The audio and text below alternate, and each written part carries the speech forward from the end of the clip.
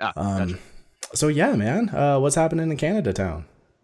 I don't know, like the whole world's on fire, so that's pretty cool, Oh right? yeah, is there other stuff?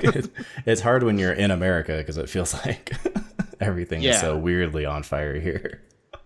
Yeah, it's like there's some stuff here. Like any protest stuff in Vancouver's been like fine and pretty peaceful. Toronto, I think, sounds a little more hardcore. The I think the black chief of police of Toronto just stepped down, Oh, okay. which is interesting on a number of levels. And then I think someone got killed in Seattle yesterday. I would believe it. I've been on Reddit off and on, and I keep seeing posts, but it's kind of tough because you The get to this glut of posts where there's so many. There's a lot. Yeah, the two things I saw today, and I wasn't even looking, were yeah, someone drove their car like there's actually video of it. Like they drove their car, but not that fast into like sort of a crowd, but the crowd got out of the way, Was it and like then someone trying to pass like protesters on the street or something, and like just ran them it over seemed instead? it seemed more aggressive than that, but Right. not so aggressive that they really wanted to run people over. So it was a weird middle ground. But Yeah. then a bunch of people sort of like swarmed the car, and then he just shot the person Good God. at his driver's side dead. Yup. Yup. And then it looked like he was like then he got out of his car with the gun and looked like he was gonna maybe shoot a bunch more people, but it seems like his gun jammed, Oh, and really? then he went and turned himself into the police. So Wow. Okay. that was That's interesting. that's a And that's a confident person. yeah, and um. then the Virginia head of the KKK drove his car into a group of protesters too. Excellent. Good to I believe hear. I saw. So things are good. Yeah, Yeah, things are turning up. Yeah, it's going all yeah. right. Yeah, to be honest, dude, with a lot of this, I've kind of had I don't know. It's I don't know. There's certain I don't even want to get into it. It's just like there's no I don't it's one of those things where so little you can do. Yeah. And I feel like, especially being in the position where I'm trying to grow like a YouTube channel, there's not a lot of options for me that wouldn't look like I'm trying to, oh, this is relevant and trending right now. Like, how do I hop Yeah. on this kind of thing? So ultimately, like, I've just been kind of, just there's nothing I can say other people aren't saying and haven't been saying. Yeah. Um, Just do your thing. mhm. You're not going to do any better than that. Now, So on the other hand, it's been kind of funny because it's very, it's also like, what a time to be trying to like make some traction on something like YouTube. definitely, it's Um, definitely the time for that. Well, it I don't know. It sort of is because at a point people do want to see something else. So if you can provide that something else, then great. Yeah, and it's almost like slim pickings. Like it's been funny because I've been on like Google Trends and stuff like that, trying to find, like what are people trying to see movie wise. But I think a lot of it has everything's trending way down. Like movie trailers is trending way down, and it's because Yeah. all of these things happening at once. It's like this year has been really, I mean, like there's been jokes about it, and I feel like there's jokes almost every year, but this one's like really an extra special year. Like we're halfway through it, and it's been non-stop crazy, crazy, crazy stuff happening. Well, yeah, like it's like with someone posted yesterday, I think like doesn't Tiger King seem like 4 years ago? Totally. Well, doesn't World War III feel like 4 years ago? And that was just January. Yep. And I remember during a lot of that when it was How long like, ago does Trump's impeachment feel? oh, that definitely So feel, long. yeah, That no. was like December, Well, January. and some people brought up interesting points that was kind of like that's what the news cycle was when a lot of the very early coronavirus stuff was happening, and that's why it felt like it came out Yes. of nowhere was because those Yep. reports were happening, but we were in the middle of like a very America centric kind of news cycle that only wanted to Yeah. talk about because we are so like that. We love to talk about one thing. Oh yeah. We're a very one problem at a time kind of country, and that's why like Murder Hornets only had 10 minutes on screen. I forgot about Murder Yeah, I remember Hornets. Murder That's too Hornets. bad. Yeah. They didn't get much play. That's a Well, shame. not yet. We'll see. They got all murdered up and then fizzled out. That's a They'll be back. Don't worry I about it. don't know how fast they migrate, but you guys might have murder hornets in next year, so we'll see. Sweet. They're working their way up from the bottom, but yeah, it is. It's just like it's this nonstop, and it's crazy because almost everything is like as big of an attention grabber as the last thing. So like that World War III stuff was like this huge attention grabber, and like so I live in Colorado and we have a big military base here, like one of the biggest ones. And so yeah, it was like a big thing here because it was like the base was all locked down. I'm a Lyft driver, so it was like a huge hard time to go get people on and off base and stuff because they were on like basically high alert that like, you know, Iran would send someone over here to, you know, cause trouble.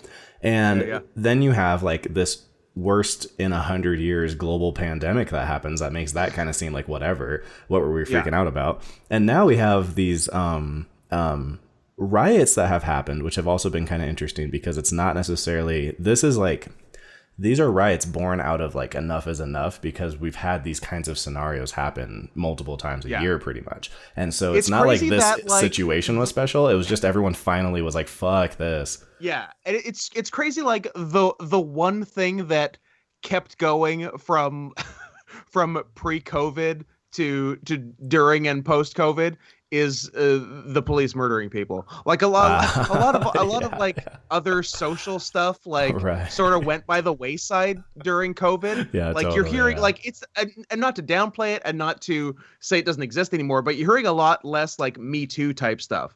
But cops are still out there murdering minorities. So well, and it's tough too because I was talking to someone the other day. I was like, in reality, we should think of it to an extent. Now, again, I'm gonna sound like that's why. Oh man, I need to figure out who I'm going to be on the internet. I'm either going to be the guy who just says anything or because I have a lot of opinions that take time to explain because they can sound terrible. But one of the things I brought up a while ago is how I was like, to an extent, if you think of it from a certain way, we're lucky that this kind of thing isn't happening like 20 times a day because there's thousands and thousands of cop interactions with civilians every single day. And all of these guys are armed with lethal weapons and trained that is an option to use lethal force. And so often poorly trained. Well, certainly. Right. And so, you know, but point being that they're just told that this is like in your wheelhouse. And there's certain places where it's kind of like there's never an excuse. But over here, it's kind of like, well, if you have to, you have to, you know, it is what it is. And so it is kind of shocking that this isn't just like this every day, 4 or 5 times a day kind of scenario, you know. Again, not by any means saying like, so if you think of it like that, it's really not that bad. It's just that it's like, it is kind of crazy to think that we play with fire with something so intense. Or how much it's happening. It's actually amazing. It's not even happening more. Oh, totally. Right. You'd think that at a certain point, you'd just be afraid to like walk out on the street, you know? And, and the fact that it hasn't been that way has been kind of like a overdue blessing. And I think that people are just, well, I think, you know, you and I kind of talked about this before and how, like the first time we talked, we had a lot of these kind of conversations about how, you know, just this has been a crazy year, but it's been making me think about how we don't evolve at a steady rate. We will get really, really, you know, posh and highly evolved on one strata and then still be doing like some medieval shit from, you know, a long time ago in another strata. And so this is those things where we're having all these issues where we're like, how are we in 2020 and we're trying to figure out how to get, you know, cars that don't use gas anymore. But on the other hand, our police are still walking around with guns, you know, and then I think a big one that we're starting to get into now that is to me actually a pretty interesting question is like, what is the actual point of the police, right? You know, it's like you have, but not saying let's get rid of them, but really, if I were to be really honest and write a report, I don't think I could have a great report on exactly what they're supposed to actually be doing all the time. And you have these problems where it's like, well, they protect us, but it's like, oh, I mean, like if you came and broke into my house, the cops aren't stopping you from doing that. Like they are going to come later, a detective of some sort, probably not, unless it's like a murder. Then they're going to come and file reports. And then like we kind of accept that like they're never going to find anybody like unless someone comes and confesses in the first 48 hours, like it's just done. You know, a kid goes missing. It's like if they're not found immediately, it's basically like, well, okay, we're going to have the, you know, the funeral, you know, vigil or whatever, the candlelight vigil. So it's like, okay, well, they're not necessarily doing all of that. You know, I don't know. It's like you call them when there's like a robbery or something, then they show up and they go deal with that. But then like, what's kind of the value and point of having the cops running around just day to day driving in like squad cars and kind of basically like mildly harassing people? You know, like there's just this really weird. What should they be spending their time doing? So much of what cops are doing on a low level is like issuing speeding tickets. Certainly, totally. Like, traffic cops. 100%. And when I talked about that a lot too, I'm like, part of what I think is difficult with the relationship between the public and the police is when the police have this attitude, like they're out to get you, basically. For instance, like I can't stand whenever I drive by and I see like a speed trap. It's like this cop is literally sitting there going like, just let me catch you doing something. Yeah. Like I'm just gonna sit here and wait until you go 50 and a 45, and then I got you. Like that cop is not there to protect and serve. Right, you. right, exactly. He's against you. You're on opposite sides. Totally right, right. And he's being in essence like aggressive, like he's actively looking for something to come F me up with, right? And I hate that because I think that we could have over here trying to speed, motherfucker. I know, right? Yeah, no joke. Well, and it's makes me think of like the Andy Griffith show though, like the relationship that he had with the people in town. You see a cop, it should be this kind of like, oh cool, I feel safe and protected. There's a cop right there. Like this is going to be a nice safe little area I'm in. And in reality, everyone walks around like, oh shit, am I doing something illegal right now? What's the last thing I did? Oh my god, are my tags expired? How many people are comfortable when they walk by a cop? How many people feel better when they walk by a cop than when they're not walking by a cop? And so I think not that many. I think and I think a lot of it's going to be regional, and it's going to be who you are. And so I think that and I'm white. Sure. Well, but the thing too is also like I grew up with a so like I'm adopted. My dad was first generation American, Spanish Italian, and so he had a very he's also very old. He's like 75 now, and I'm only 31. And I was hoping he was 75 when he adopted you. I'm like, you have the oldest dad in the world. Well, he was 45, which certainly is old for adopting age. And so you have this so he had a lot of immigrant mentality stuff, and so like difficulties with the police and not having a father growing up. And then my family ended up, because I had 4 sisters and the way they married, I have family that is like, no one's a WASP, but I have those like upper middle class, white ethnocentric kind of, family members. And then I have some family members who married in people who are very, very poverty stricken black neighborhoods. And so like a black half of my family as well. And so it's been interesting because I also have some super duper hardcore redneck, like, third generation welder family as well. So it's been interesting because for me, I've had and also growing up in California, then moving to Colorado, I've had a very interesting, also then Oregon for a while too. Like back when I was 9 and 10, I was in 4-H and I was in, we used to like raise cows and stuff and whatever in Oregon. So I've kind of been in these areas that have been interesting from my perspective because I've seen a lot of the scenarios break down over cultural lines and over poverty lines more so than race lines in the certain areas I've lived, because I've never lived in somewhere like Alabama where it's like really known, where there's like horrible, like out there in the open kind of racism. For us, a lot of it was that like my redneck white family members and my poor black family members had a lot more in common than either of them did with like the upper middle class white people that were in my family as well. So some of those scenarios too, it's like I think all of us know of, like Trailer Park Boys is like a great example of like white guys who don't get along with the cops, and they're always getting harassed and stuff like that. So that's a very, like, obviously it's a joke, but that's that same kind of thing for me, where I've seen a lot of that break down into the who you are part can have something to do with the color of your skin, but a lot of times it's kind of just this cultural thing, where there's this war happening. A lot of class related and not necessarily race. Not to say there isn't race, because there's a lot of race. But... And there is. But another thing to keep in mind as well is that people are basically ultimately divisive and tribal. And when you go to countries where race isn't a factor, like India, because everyone's basically Indian, you end up with all kinds of classism. Exactly. And then it just becomes like, you were born in the wrong neighborhood, or your last name is the wrong last name. So it's, like I said, sitting here now and watching this unfold, it does make me wonder, like, what will, because I don't know, nothing ever ends here. And I don't foresee this all being like, oh, well, all the guys got charged and they're going to jail, whatever. Okay, cool. I guess everyone's done. It's like, so I am curious. I almost feel like it's going to basically take the next big, oh no, it turns out fucking, the murder hornets were super murder hornets. And now that will be like the new news cycle. It's like, I am very interested to see. And this is all happening on top of like the COVID situation is still like, as far as we know, full force. There's, Yeah. But all the writers have forgotten that, though. Well, so that's a big one too. COVID's over. Like for all protesters, COVID's over. Right. There's a real, man. There's some, I have some thoughts about that too. Which again, I'm trying not to get canceled, but it's like there's one thing I sort of thought, which I don't know if it's cancel worthy, but actually, if I haven't been canceled now, I'm not going to be. Well, not to mention people who like canceling anyway, like they don't need much of an excuse. They'll make it happen. Exactly. They tried to cancel Adam Driver because they found out he joined Right. the Marines after 9/11, Which also, by the way, like I would like you which to makes get. him an Islamophobe. Yeah, exactly. Get a sample size of people who joined shortly after 9/11. Like it's the vast majority. Like It's a lot. that was Yeah. probably some of the most American solidarity, I'm proud to be an American crap that you like would have ever seen in your life. Like for such a long gulf, because the anti-American sentiment started like, I mean, I don't want to say started, but I mean, it had a huge stride in Vietnam. So it's like by the time you got to 9/11, there was plenty of this kind of like, oh man, like, America sucks, and I'm an American and I would move somewhere else, and if so and so becomes president, I'm moving to Canada. Like every president I've ever been alive for, there's been plenty of famous people saying how they're moving to Canada, like you guys want them. And yeah.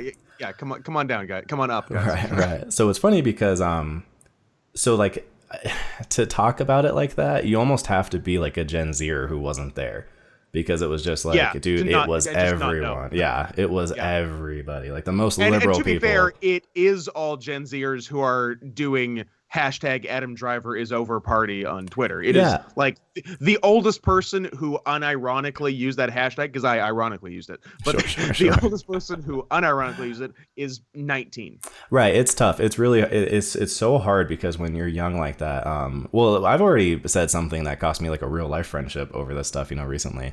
It was like a meme I shared. So just things like that. I love a friendship destroying meme. That's the real deal. I know. I gotta show you. It's a real doozy. Actually, the funniest part would be you see that and be like, this? Like, but it shows that like the problem is like, so again, I'm 31. I'm old as fuck now, right? But I remember when I was 21 and it was just like, I know how the world works and I know what's going on, and like I wasn't a big like cancel person back then, but I could see feeling so strong about it. No one was a big cancel. Not person really, back then. Canceling wasn't invented yet. Right, not really. Well, and there wasn't necessarily the tools. Like you couldn't get, you probably could now, but back then it was so hard to fathom the idea of like we're gonna get Jay Leno canceled.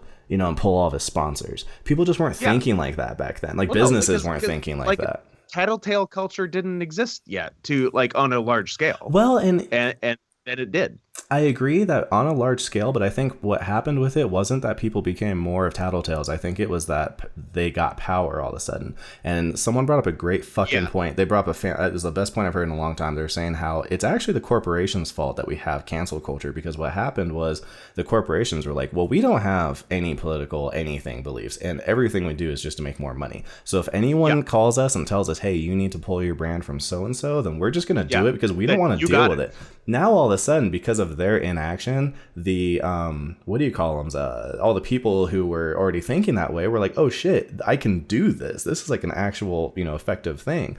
This has come up a lot recently with H3H3 versus Keemstar, but it's kind of those are two things I've heard of and don't know anything about. Hey, that's good for you. H3H3, honestly, legitimately, there's a lot to be said for him almost creating the commentary format. And I don't know how many people were doing that. Is he an old Jewish man, or am I confusing him with someone else? No, that's him. That's him? Okay. Yeah. I can picture him. I don't know anything about him. Yeah, Ethan Klein. I think I might have seen an animated GIF of him once. I believe it. Well, that's actually how they got their start, making like 2-second, weird, highly edited content. He was a huge Tim and Eric fan. So he was very into like the surrealist kind of almost like, Andy, like you could say that like Tim and Eric were affected by Andy Kaufman, and then he was affected by Tim and Eric. So you kind of have this like multi, it's like necessarily being funny wasn't necessarily the exact point. It was being so off-putting and weird and just making people almost uncomfortably laugh. Well, so he was into that, and then what happened is I think something just struck him where he felt the need to like respond, and so he made what, like I said, now basically commentary channels. Drew Gooden, Cody Ko, freaking who else? Danny Gonzalez, like all these kind of guys who have channel Critical, from Moist Critical from Penguin Zero or whatever. These guys have these channels where it's basically like, hey, what's on trending today? I'm so happy to not know any of those names. Well, it is so funny. It is kind of funny how you and I are almost on the opposite ends of the spectrum, because like it's been something where I have. So okay, that's actually kind of what I want to talk to today. But long story short, we're just finishing off with Ethan. Is that is he got into it with a guy who has a channel that's basically like quote unquote news, but it's just about YouTube drama. So it's like, you know, KSI is in a fight with so and so, and here's all the. Oh, that sounds cool. That Oh my sounds like the God. channel for me. Is it what It that really, sounds like? that's basically what I'm trying to say is that you need to subscribe twice. It's called Drama Alert, if that lets you know anything about what the channel's Oh like. boy. So he has been like a professional punching bag for the last like 6 years or whatever, because he's just a terrible guy. So they got into it. It's not an interesting story. But the big thing that kind of everyone took from it was that, well, not the, one of the bigger things people took from it was that Ethan kept bringing up in his like takedown video of like, oh, here's why Keemstar's such a douchebag. He brought up, oh yeah, by the way, this clip where he's saying something racist or he's saying something shitty or he's being an asshole is brought to you by G Fuel, because he's sponsored by G Fuel. So he has that shit in like every shot.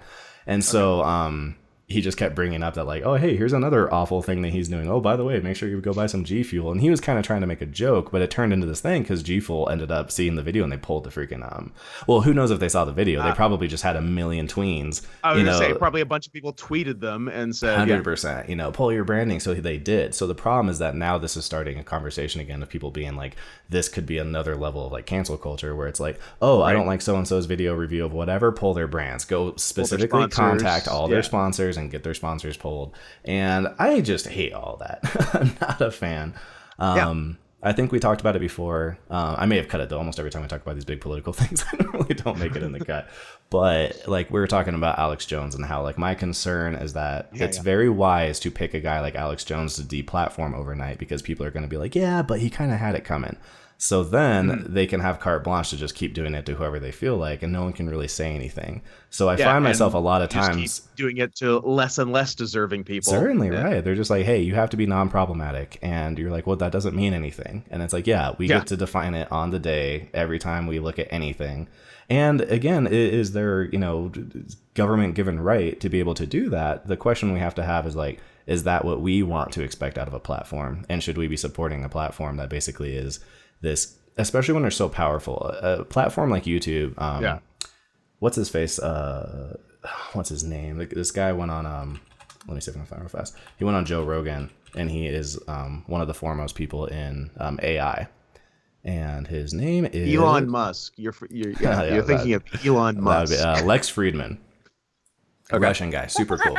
And he went on Joe Rogan. He was talking about how like YouTube, the algorithm is scary because like we have these concerns of general AI. We have the concern of basically like a Terminator type thing, right? That can be like think for itself. He's like, the problem is that really stupid things could fuck up like all of humanity. You know, they don't have to be smart. So, viruses, for instance, you know, they don't even have to be alive and they could just completely wipe us out. He's like, the other problem is things like the YouTube algorithm is not a general AI. It's just a regular AI, but it shows favorites for stuff. And if they go and they watch it from like a third eye view, you can see and look at the data that it's returning and go, oh, this thing favors this kind of information, it disfavors this kind of information.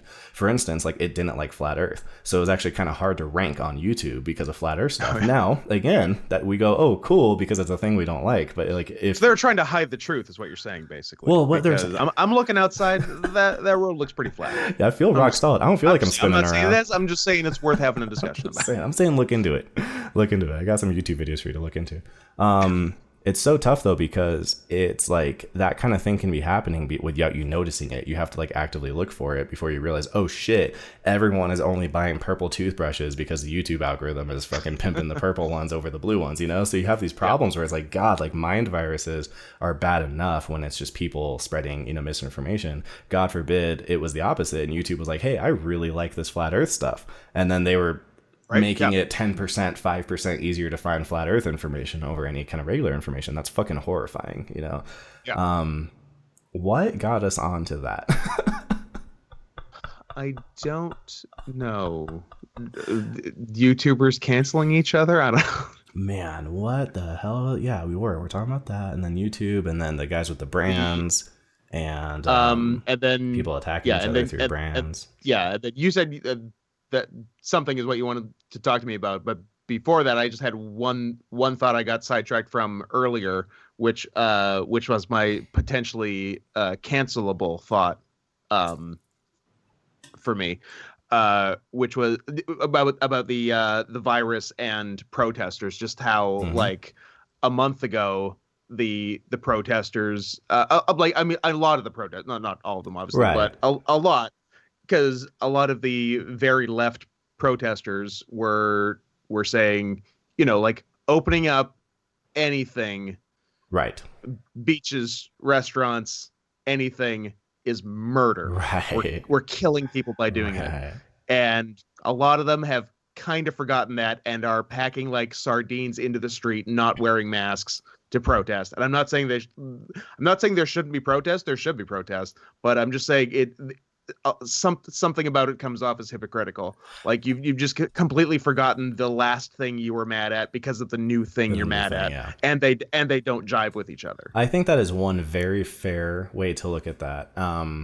And I think that it just begs thinking about more options, and I think that some other options as well is that there's, again, to quote Joe Rogan all the damn time, he had said, because I think he was talking to Bill Maher, and Bill Maher was saying how he's like, the internet's so crazy because it shows that people either have the attention span of 30 seconds or 3 hours. And, Yes. Us on TV have always been like, fuck, we can't compete with the internet because they can just put stuff out that's so quick and snappy and the kids, can hold their attention. But then like Joe Rogan has these 3-hour podcasts and these things are killing. He's like the number one podcaster. So he's like, so what is it? Yeah. So he brought up a good point though. It's both. Yeah. Well, his counterpoint was that there's different kinds of people. So yeah, for a lot of people, they do only want that 30 seconds. And for a lot of other people, they want that 3 hours. There's the short stuff for the people who don't have autism, and then the 3-hour long stuff for the people who do have autism. To each their own. It's it works out ADHD great. or autism, or two options. Exactly. Right? Those are the two things. Well, and you have to have one. You can't not have ADHD or autism. Yeah, those are your options. Those are your options. You gotta pick a lane. I personally have picked autism, and I'm comfortable with my decision. Yeah, there were 6 people on Community that had ADHD.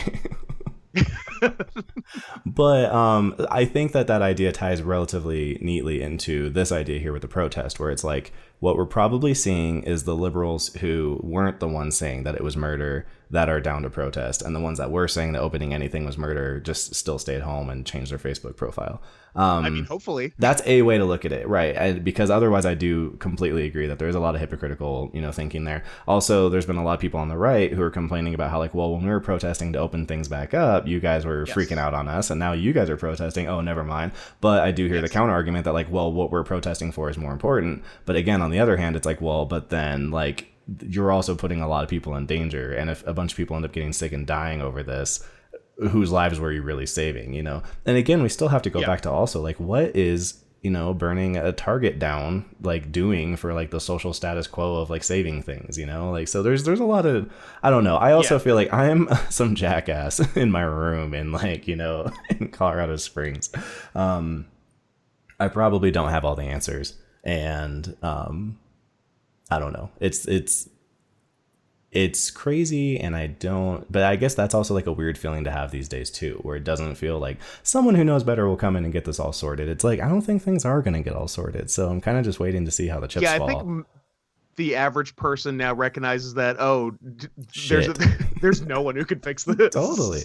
Well, dude, I was listening to Bernie Burns like forever, like 10 years ago. He's one of the co-founders of Rooster Teeth.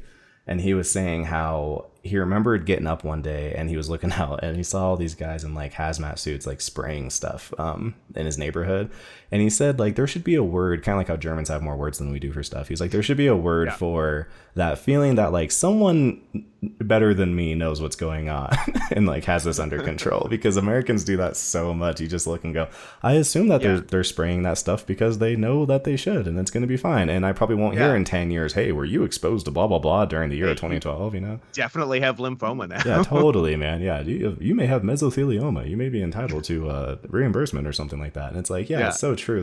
We do that all the time. And I think it's one of the argumental fallacies is appeal to authority. And it's kind of that, like, well, so-and-so said, so I guess that's it. And I think that... Well, the president said, so it must be right. Yeah, sir. But, this is, if anything, too, like... I like how the president is doing his part to dispel the appeal to authority. That's what I was just going to say, though. It's kind of funny. Like, take it or leave it. There's been... How much of a fucking kangaroo court our last, like, 4 years, basically, have been...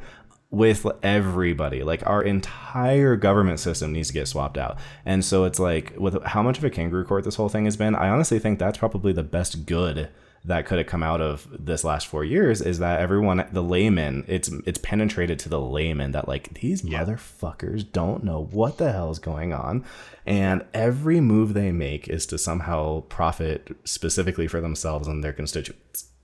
And I don't even like to use the word constituents because that involves like, you know, people that they're not looking out for. It's just for, well, Cenk Uygur put it great. He was like, you know, Nancy Pelosi has you know, $200 million. That means that she has 200 million favors that she owes back to like Lockheed Martin and Boeing and Raytheon. You know, right. You have Bernie Sanders going on to do an interview over on like CNN or something like that, or MSNBC. And before it kicks on, it's like, oh, and this interview is brought to you by Bank of America. And it's like that. Like, he literally like half his platform is like, I'm going to go bust up the bank. He wants to destabilize the sponsor. Right, exactly. And it opens with him being like, is it really Bank of America that sponsored this?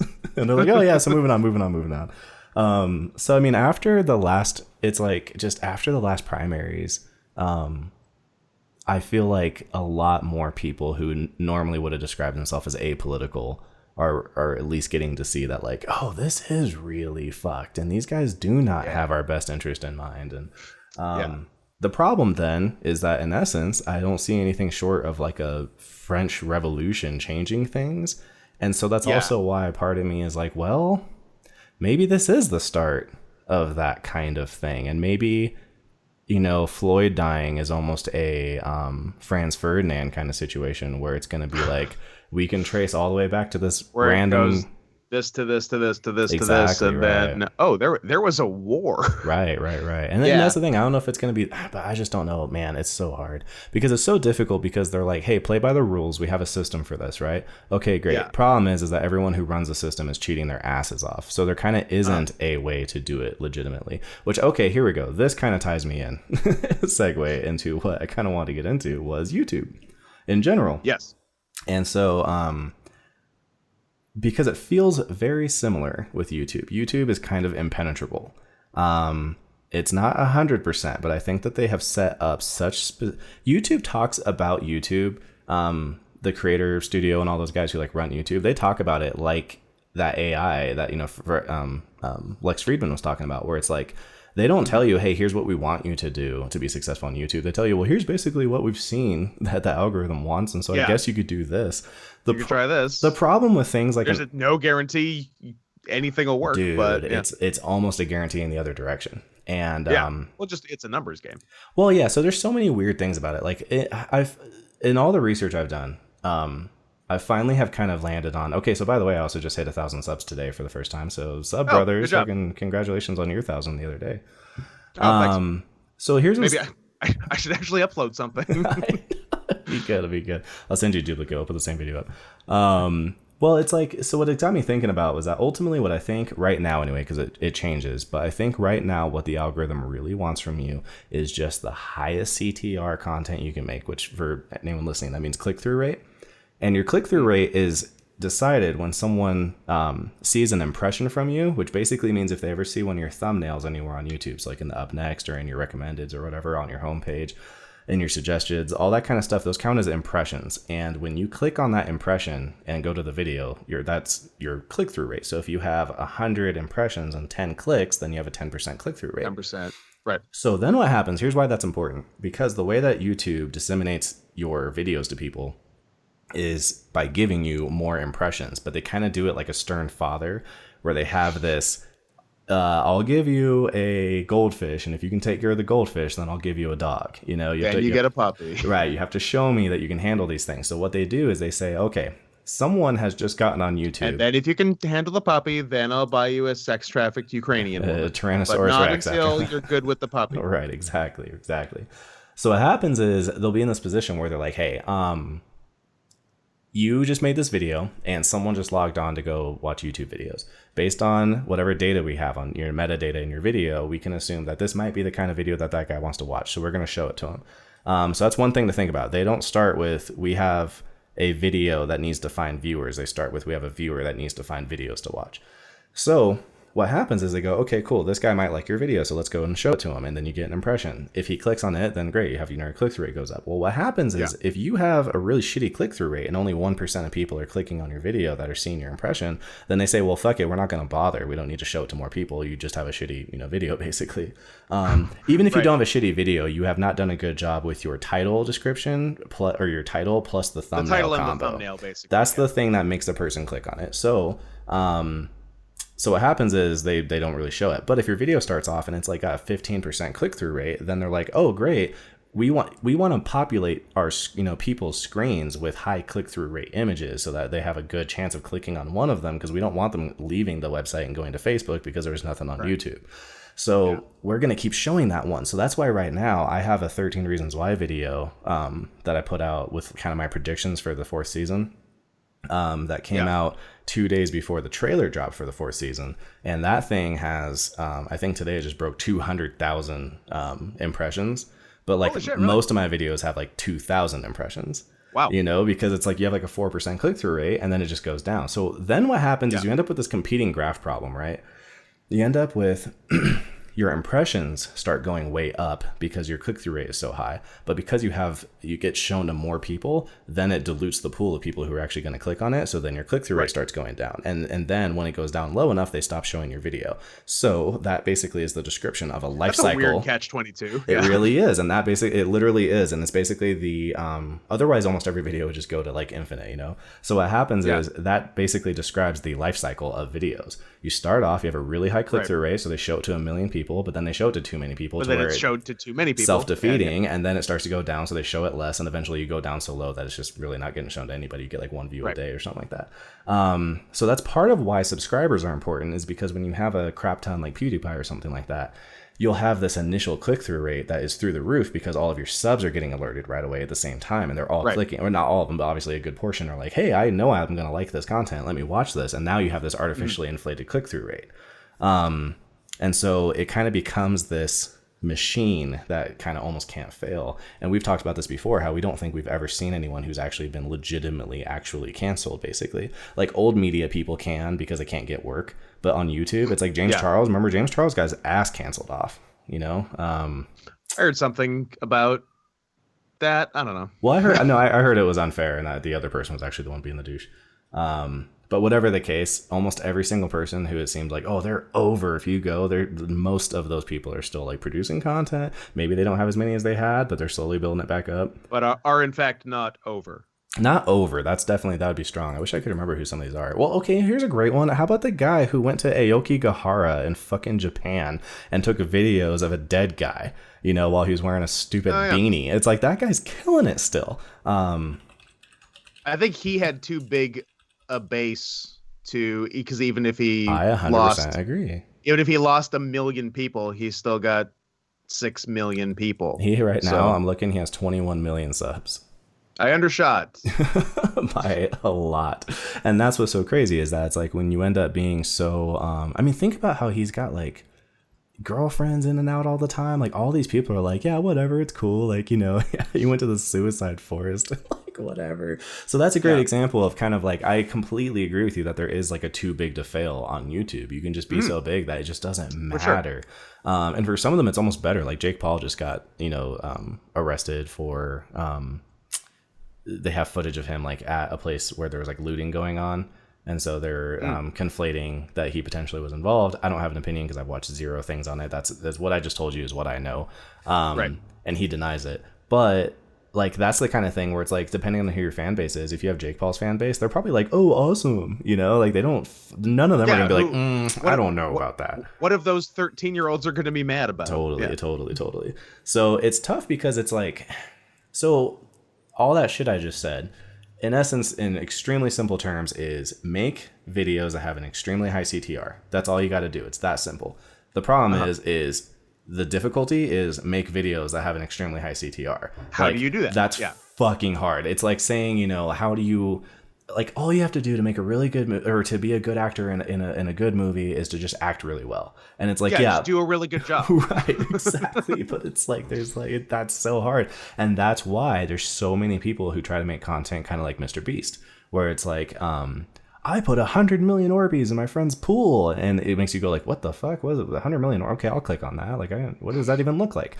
Or all these like kind of science channels that are like, can you light ice on fire? And it's like, well, I kind of want to see them light ice on fire. Okay, let me see what that's all about. Those kinds of videos get these really high CTRs, and that's why these guys end up, a lot of them end up doing pretty okay based on that concept.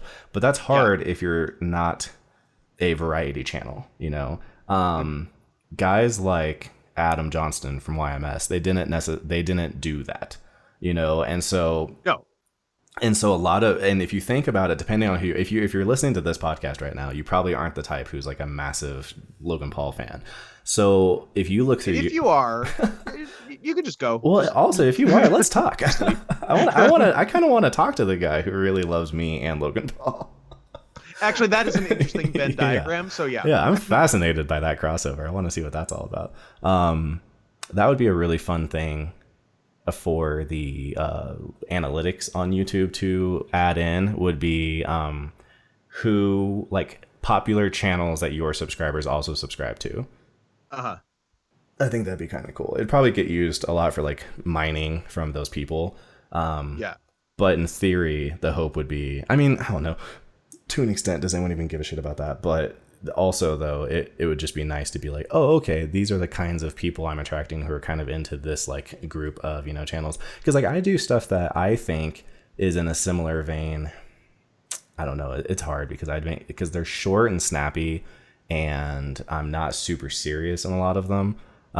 The stuff I'm saying I believe in, but I make jokes like almost half the time. So I feel like I'm almost a blend between like a nerd writer and a like critical from, the like Penguin like commentary channel. I almost feel like I'm like blending those two styles together. So it'd be interesting to see if a lot of my subscribers are also subbed to like one of those two kinds of, content. Or if they're all just like, I love Jake Paul and Chad. Like, I love Jake Paul. Maybe it's because my name's Chad, but I don't know. But yeah, so it's difficult because you get a lot of guys like Adam where ultimately I think what they would tell you is that like I did it for a long time and I put out quality, and then like I had that video probably that like really blew, and then I started noticing people being like, hey, I found this video or whatever, and then I had like, and you start having follow-ups or whatever. And what's hard about that kind of thing, like a Bo Burnham would probably say something similar. What's hard about those kinds of things is that they're not step-by-step duplicatable. And so it's basically like they would have to tell you, well, just like you might get lucky too. And it's like, well, that doesn't work if this is your plan. You very much might not. Yeah, you most likely won't. It may never work for you. If you look at how much content is put up on YouTube and how much of it is huge, the odds are very, very not in your favor. And no matter how good you are, you could be way better than a lot of people who are getting huge hits. Well, and you could never get anything from it. Shade thrown. I don't think Markiplier is really honestly like, well, and to PewDiePie to go along with it. Like, I feel like if I knew him in real life, I could probably be friends with PewDiePie. He seems like a really cool guy, but he makes unbelievably low effort content, and he has positioned himself. Wait, his shit's for children though, right? Sure, fair enough. Yeah, that's fair. That's my understanding. I really don't know. Well, I think you can make that argument. I'm trying to think then of people who are huge who make adult. That's kind of the problem, is that so many of these guys. Well, that's the thing. All the hugest are make for children. Like, yeah, that's a great point, right? PewDiePie. No, that's a very good point. Because that's who's watching the most YouTube. Like, well, you know what? The biggest YouTube viewers are like age 6 to 13. You're right, and also because they have the time, but also because they rewatch stuff the most too.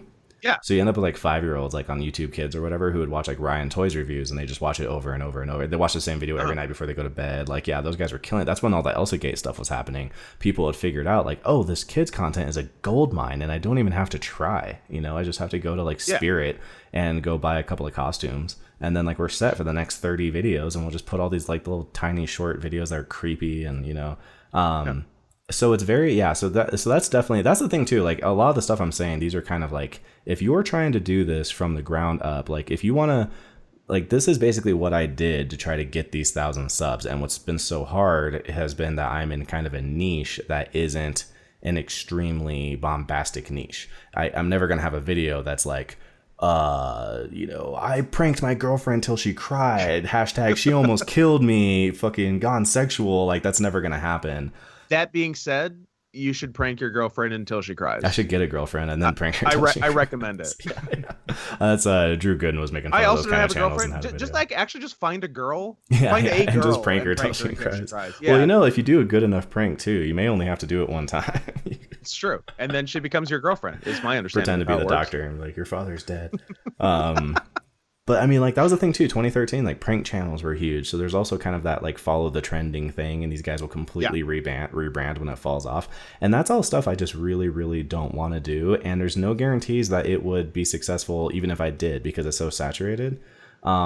So it's not. So it's partly because I want to be able to look myself in the mirror. And it's partly because there's no guarantees anyway, so I'd rather slowly fail with my dignity, you know, and always have the ability.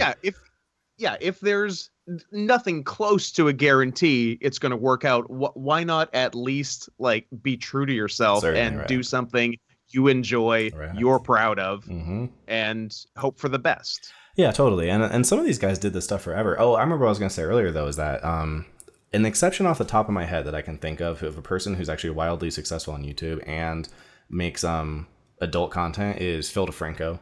I still think does a pretty good job of actually. It's just news, but you know, he's got 6.4 or 6.5 million subs or something like that. And so, but the other thing about Phil DeFranco to keep that's like 1/3 of Jake Paul. Well, so that's a huge problem. That's a very sad thing. Well, actually, what's kind of sucks too is he has 6.4 million subs, and I'm pretty sure I saw that same number like almost a year ago or something like that. So the channel is like definitely not in a growth pattern either. Okay. But he's kind of weird because he's so big that like everyone knows him, like everyone references him, and some of it isn't just because he's so big; it's because he's been around since like almost day one. When I was watching old like non-monetized YouTube, he was one of the content creators back then, and back when I was like 17 or something like that. And so that's another thing to keep in mind with a lot of these guys too, is that like they stuck it out. You know, Adam didn't become, you know, the YMS channel we all know and love now overnight. You know, he's been doing this shit for like 10 years also. Yeah, you've been a little more than 10. Yeah. Well, and I mean, if you want to go all the way back to like him just doing video stuff, period. I mean, yeah, absolutely. Like that goes back to him being a damn kid. So these are things as well to keep in mind for a lot of these as well, where you're kind of like, you know, these guys don't, you know, they're not doing what you're talking about and they're pretty big. It's like, well, let's look at, you know, have they been basically consistently pumping content forever? Like then, yeah. And it's also a thing to keep in mind too, if you're a 30-year-old or a 20-some-year-old, whatever, who's thinking about trying to get started now, you know, keep in mind that some of the people you're comparing yourself to got started when they were maybe the only person making that kind of content, period. Yeah. And a long time ago when there was a lot less options, you know, so these are the things you have to think about. On the flip side, you'll get someone like a Janelle Monáe. That's the famous artist. I don't mean her. I mean Janelle Eliana.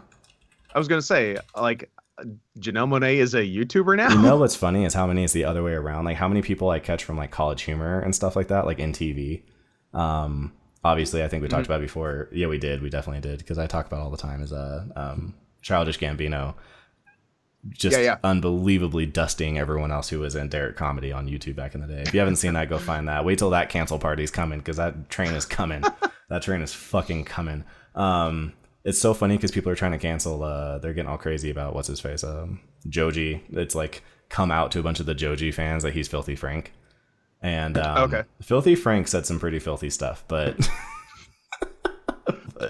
but there is some really atrocious stuff in the old Derek Comedy stuff, and it's really funny with which is funny because one of the things they had about the bro rape stuff was the Chad Bro Chill character, so I use that as like a sign in for a bunch of stuff still from like a million years ago. But Janelle Monáe, or goddamn it, Janelle Eliana, she has 23 videos, which is pretty impressive. But back in the day, she had a whopping, well, first off, I think she made one video and then got her first 1 million subs. And before she had like 6 videos, she had like fucking, I think maybe she got her second million. I don't remember. She has 23 now, which is crazy because I mean she made, let me look. She's basically been making a handful a month now, but her first couple. How do you get 1 million off one dude? Video? It's almost, I swear to God, I don't have a girlfriend. I just make videos and research how to make it on YouTube. That's all I do. But that's another thing I want to talk about. But point being, as far as I know, it's fucking impossible is what it is. Because the other problem is, guess what kind of content she makes?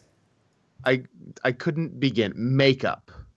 That would be basically about as good because highly oversaturated, which is the problem. She does van life like not tutorials, but just like, hey, I'm a mildly attractive girl and I live in a van, and here's like the van stuff, and it's all pimped Oh, out. I already hate her. I I know, hate her. right? First off, I can't stand these kinds of people in general. But here's the deal. It's like, okay, I get it. She's young. She's like kind of attractive. She is a little quirky, lives in a van, has quirky editing. But like, there's nothing about that a million other girls didn't have on lock already. And like, this was also during the time when like Emma Chamberlain was like a huge deal. And she had that kind of, other than the van part, but she had the rest of that on lock. So it was like, if she was the first van channel, then I would have got it. But it was like, you hopped into a saturated market and it somehow fucking exploded. Like, there's nothing but hot girls in vans. Like that's like that's why that culture thing exists, is because it's not a bunch of sweaty dudes. It's a bunch of fucking hot, cute girls. And it's like, oh, how weird. They like travelers and they live in vans. So. And storytime videos. I almost died in Costa Rica. Like she does all the things so perfectly that there's been a lot of people who claim that they think that she's some kind of plant, and that like some corporation or something like created her, and that's why she blew up so fast. I am in and out because I definitely think some fuckery is afoot. But the problem with the idea of a plant is like, where do they give the money? Like, are we insinuating that like Viacom? First off, she doesn't promote any one big brand well enough for any like one brand to want to get in on this. The other problem, unless some people have said maybe it's YouTube themselves, like maybe they felt like Elijah Koshy and those girls were getting too old, so they kind of needed like a new face. So then they artificially boosted this person, but it's like her second video 10 months ago, by the way, like she did all of this in 11 months. Jesus. Her second video, 16 million views, it's Jesus like Christ. It's her first video, 9.9 million views, van tour, solo female traveler lives, van life. And then the problem too is, let me kill the audio. I'm not gonna be able to do this. Here we go. All right, a little bit of audio, but going through this video, it's like it's professionally shot, it's professionally edited. So then she swears that she does the whole thing herself, and it's like, well, where did you learn all this? Like what? Like I don't know. Where did you get these skills? This is definitely not your first video. Where did this random bitch get these skills? Dude, it all reeks. It just tomfoolery is afoot. And so the only thing that I could think of that doesn't involve some like bad actors is the idea that, what do you call it? What's it called? That there was like a glitch basically, and some wires got crossed or something, and the algorithm was like, let's give her 1 million impressions, like just accidentally put her on the front page for everything. It doesn't make any sense. It's so crazy, and it's so. And like I said, but again, that still though, like I said, too much of it's like too well polished. I watched her interview with Phil DeFranco, same thing. They did an interview, and she was just saying like, I know my truth, and I just wanted to make these videos and blah blah. And I'm like, there's more to it, man. There's something weird. And so again, for a guy like me who's just obsessed with like how to make it on YouTube, there's just no way.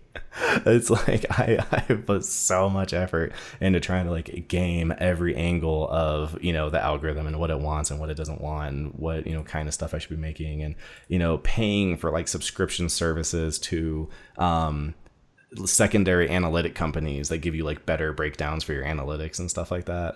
Right. And for a person who like hopped on and was like, yeah, here's my first video, here's my million subs, it's like it can't. It's so difficult. It's so opaque. It's so it's the northern wall of fucking Game of Thrones that it's like I don't know. So it's tough because it makes me wonder, like, what would it take? Okay, actually, so one more thing to get into on this as well. That's another one that drives me crazy, is speaking of these other research formats, is that there is like an entire massive genre on YouTube of guys trying to tell you how to make it on YouTube. If you type in, it's massive. If you type in how to get more views on YouTube, there is 100 million guys can't wait to get 10-year-olds, looking that up so that they can tell them, make a good thumbnails, and make a good, like everything they say, it's all the same stuff. Almost all of it is regurgitated from YouTube themselves. And it's not It's not the keys. It's basically And the like people making the videos have 60 subscribers. a lot of them do. A lot of them do, but the top handful are actually really successful. But I'm why? sure the top ones are super successful. Well, Yeah. but here's the deal though. They're successful from telling you what to do. And the problem is that they didn't do the stuff that they're telling you to do because Yeah. what they did was sell you on that. We talked about this before, maybe because I talk about this all the time also, is the idea of the guy who like you'll see an ad on you. Well, okay, Ty Lopez, the Here in My Garage guy. You know, here in my garage, I got these Lamborghinis, but I don't care about the Lamborghinis. I really care about these books I have because I love knowledge. The problem with those guys is that what they're selling you is like, I'm going to show you how to make a whole bunch of money and to be, you know, financially independent and to have generational wealth and, you know, be your own boss. You can fire your boss and be your own boss. But what they're really selling you is basically technically a tutorial on how to do like drop shipping or something stupid like that, or like affiliate marketing. But that's not how they're making their money. They're making their money from selling you for $5,000 their class on how to do affiliate marketing, which you will not get rich doing. So it feels the same way for me with these YouTube guys, where it's like they don't have a big successful YouTube channel that talks about movies. They have a big successful YouTube channel that tells you how to get a big successful YouTube channel. So because there's all these desperate guys trying to figure it out, those guys have an audience and they'll watch, you know, how to get more views on YouTube 2018 edition, how to get more views on YouTube 2019 edition. Like they're like mad and they can keep making the same 5 or 6 videos over and over. And there will be like 30 goddamn minutes long. I'll watch them on, like I've been watching them, like Adam was watching fucking what's it called, the stupid ass like Kimba show, like seeing that dude who cuts the live streams, watching those, like I was like, that's me. Fucking like bored out of my mind, angry, watching this bullshit, being like, you don't know what you're fucking talking about. That doesn't work like that. That doesn't matter. YouTube has shown us that tags don't mean anything. So no, I'm not going to go to your fucking subscription service so you can tell me what tags to use. So many crazy things like that. Like it's so frustrating watching all these guys. And it's like, they're basically like swindling people.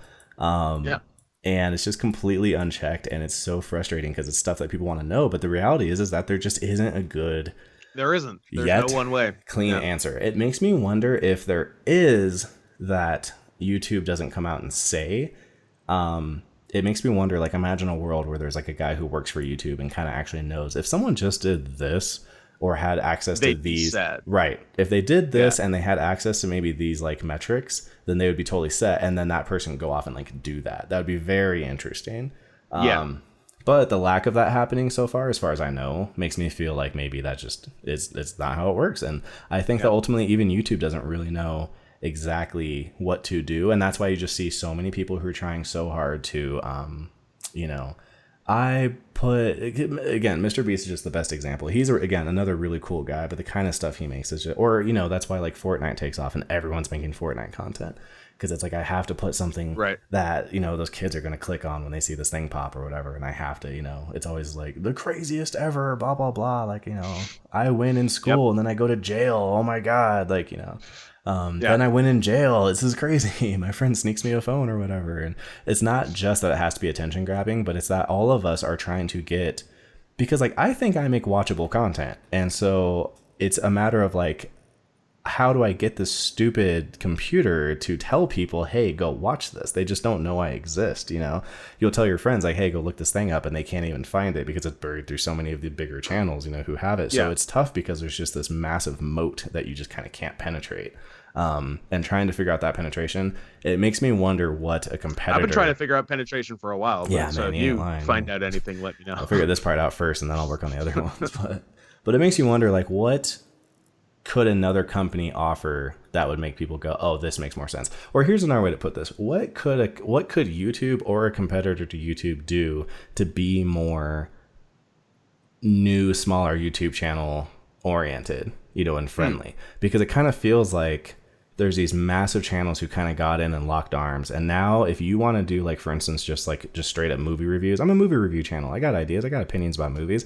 Well, good luck ever ranking anywhere near Chris Stuckman. Like, Chris Stuckman and Jeremy Johns are going to basically like bully out the top, and no one's going to need to go 8, you know, locations down to get to you, you know?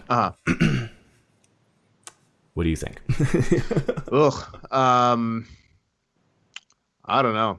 I feel like if there was an easy way to do it, someone would have done it in like the almost 15 years that YouTube's been a thing, or like, the at least 10 years that YouTube's been a really, really big thing. Well, part of what's hard about competing with YouTube isn't necessarily just making a better platform like that. It's that like who has all the server space. Like YouTube was so Sure. wise in getting into this stuff before it was huge game, and back when you had to wait for Yeah. like buffering and stuff like that, when no one else wanted to touch it and deal with it. And then of course Google, that was already like this massive powerhouse, got a hold of it in '07. Yeah. So they all had the money to actually try to force this thing to work. Well, now we're at this point where trying to get in now is exponentially more difficult than it was when they got in. So it's kind of funny because like we're dealing with this thing on the YouTube level of like, oh, people who got in before us got in and closed the door behind them. But YouTube is even that within the meta ecosphere of those companies where they got in early and then closed the door behind them. And so now it's hard to even compete in their company. So I guess I don't see the fact that someone else hasn't done it as meaning that they couldn't come up with an idea for how to make a better platform, just that they couldn't compete on that level, which that's why one of the questions has been so hard to compete on the level. That's why one of the points has been brought up that someone like Pornhub should think about doing a non-porn like version because they're one of the only people who probably is that powerful. Just hub. Yeah, Video Hub or something, Yeah. Because Pornhub has probably comparable, servers and a company that already runs a massive video company. I mean, if you look at Pornhub, it basically just is YouTube with boobs. People can have their own private channels and stuff, and then when the ads run, they get like ad revenue or whatever. Like it totally is just the porn version of YouTube, which is genius and is probably just about as old as YouTube.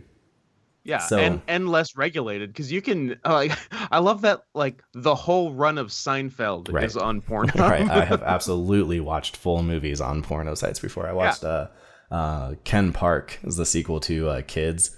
One of like my all-time favorite movies. It's super good, but it was just like on X videos. I was like, oh, okay, I guess I'll just sit and watch this whole movie. No, it is dope. Well, and they would probably end up figuring something out. But it does also feel like it would be wise of someone to be like, hey, we're going to be like the cool uncle, YouTube, and not be so crazy about that. Yeah, I think you need probably an existing one because it'd be so hard to start one, but one of the lesser video ones, your Daily Motions, Vimeos, whatever, but something on that level to really, really market themselves as like the small guy friendly one. Right. Which there would be this difficulty where sort of what you have to do. If you're the new one, you're basically just automatically going to be that unless you do like the mixer thing where like, hey, we spent all of our fucking, angel investor money on getting PewDiePie to switch. Like right now it's happening to Joe Rogan. He's getting paid like $100 million to switch to Spotify exclusively. Yeah, I heard that. So that's a thing that could happen. But on the other end, if you are going to be the smaller one, you're kind of ipso facto going to have that like smaller energy just because you're newer. And then you'll get big and then someone else will have to like, dethrone you and all this never ending cycle. What I'd really like to see would be someone like YouTube themselves just being like, hey, we have figured out how to. Because part of what's hard is that a lot of the ranking, you have like almost like a ranking weight. And so based on your ranking weight, you rank better. So you get to this point where, like we said, kind of too big to fail. It's like if Adam, well, it happens, right? Like I put out my best performing video before this 13 Reasons Why one was a Guns Akimbo review. And generally my videos get like 200 to 300, 500 views or whatever. Every once in a while I'll get like a lucky one on Reddit and it'll like blow up on Reddit. But those are kind of hollow views because people on Reddit will go look at it once, go, oh, hey, that's cool. Maybe they subscribe, but a lot of them are just going to like click off, and that doesn't mean anything down the road. You really, so you'll end up with this massive spike and then down to zero, and that's just not all that useful. I'd much rather have the algorithm working. One sec. What up? Oh, awesome. Thanks, man.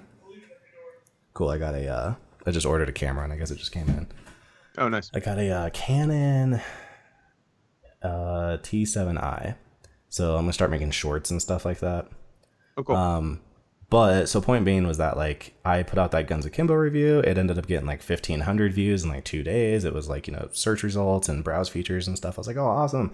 Has like a good click through rate. People are like actually finding me. This is really cool. Adam put out the review of the same movie and said a lot of the same things I said. Probably, and real quick, by no means was that he saw my video and said these things. It just was like confirmation for me that I was like, oh, cool. Like I said things that he noticed too. Like, okay, I'm not a total asshole. And but he put out the same video. I mean, it was fucking 4 months later or something like that, and instantly it's like ranked really high, gets loads and loads of views. So there is this kind of thing where like you're building. But that's the difference between 1 million subscribers and 1,000 subscribers. 100%. And so that's kind of what I'm getting at, is that I think that that differential right there, it kind of takes some of the onus off of the content itself and puts it onto just like, it's almost like an ad hominem situation where it's like, oh, well, Chris put out a video on this, so we need to rank it higher, versus like this video. It's almost like Chris and I are playing by different rules, right? Or Adam and I are playing by different rules. I'm playing by, I need to make a really catchy title and thumbnail combination so that when that thing has an impression, someone wants to click on it. Chris could put, well, PewDiePie does on a regular basis. He'll have titles that are nonsense. They don't have anything to do with what he's talking about. The thumbnails are like way too busy and crazy or whatever. And, but because it's him, they can basically do anything and just put that out, and it's huge. I'm constantly trying to figure out like what's the new trending movie thing that I can talk about, because I did spend a while just talking about whatever I wanted to, and that got me absolutely nowhere. But these other guys can, like, I Hate Everything could put a video out tomorrow on some fucking movie from like 100 million years ago, and just because he has that weight or whatever. So I think that specifically would be the thing for a company to try to change, to make it more like, hey, everyone's on a little bit more of an equal footing. I think you just do. I think if you get your Daily Motion or Vimeo or whatever who say like, here, this is our new thing, we're the indie friendly guys, and it's just a 100% non-weighted algorithm. Right. It's basically everything else is the same. You have to have like that click-through rate situation, because we want to know that you have videos that people actually want to click on, then. So the second thing after click-through rate is your watch duration, basically, which matters, because that teaches it that you're not making clickbait. If you had a 30% click-through rate, but everyone was only watching the first 2 seconds of your video, then you probably clickbait. So you have to, so it's almost like if you're going to weight them, it's like the most important thing is your click-through rate, and then the follow-up is that, because you can have a really I've had like a bad click-through rate, but a really high view duration. So no one like went out of their way to go click and watch the video, but the people who did, but the ones who stayed and liked it. Right. So trying to get both of those high, but then it just makes it where it's like, okay, but that's the game. Those are the rules. Everyone's hustling for that same thing all the time, So me and Chris are struggling the same, to try to get this video out and make it relevant and make people care. And the only thing that they would have over you at that point, which I think is fair for them to have over you, is that they would have a base of subscribers. And so that subscriber base would be like, I know that at minimum, a third of my subscribers are going to watch all my videos, and so that guy doesn't have that and I have that, but I've earned that, and that's fair. I think where it gets, that's fine. And I think that's fine. I'm totally for that. I'm not saying I want my videos to be like instantly always as popular as like a Chris Stuckman video, but what feels frustrating is it feels like when there's a bunch of established people, you're basically guaranteed to be pushed so far down the line against those guys. It's less of a meritocracy that way, basically. Exactly. Right. It just kind of becomes like, oh, I'm in. And now that I'm in, like, you can do whatever. And sucks to, to be you, because if you put out a video that's like way more timely on a topic that, I talked about a week later or something like that, I'm just going to instantly bump you out of the way and be like way, above you. And so I think that's what's kind of created this like ecosystem where it's like, well, fuck, man, I don't have a time machine. I can't go back and start 10 years ago, Exactly.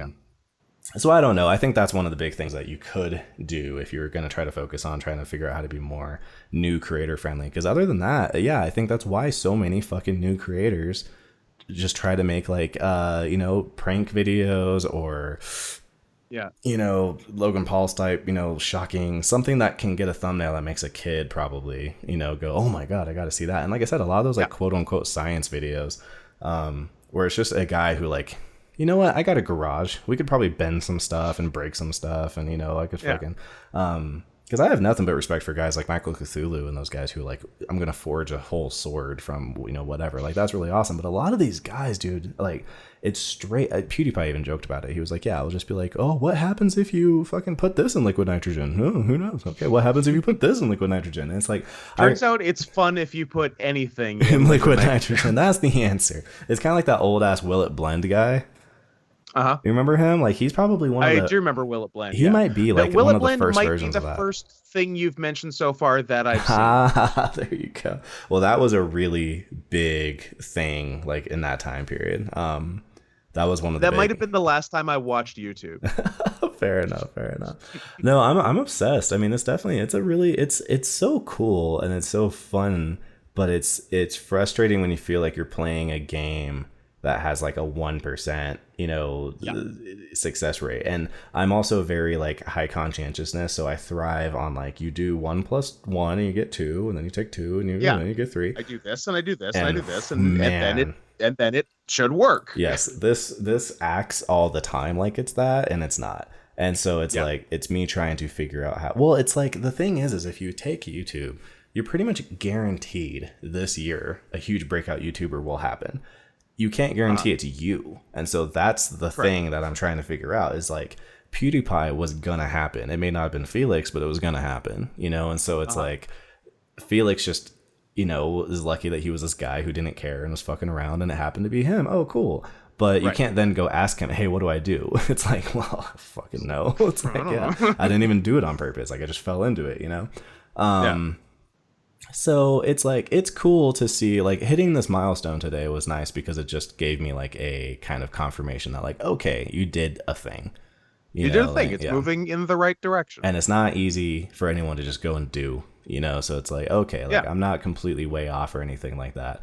But it's like, it's frustrating because it's like, okay, I need about 300 more watch hours before I can qualify to apply to get monetized. But here's the deal. I'm nowhere fucking near what it would take for monetization to matter. So it's like, it's such a even if you got it right now, it would not matter at all. All my videos would average me about 1 penny. So it's like, well, my highest viewed video has 20,000 views, and that would give me like $2, based on like the CPM rates, on YouTube and stuff. I think these days for a newer YouTuber who's trying to, figure out the monetization angle of it, the more important thing is getting enough viewership that you're attractive to sponsors.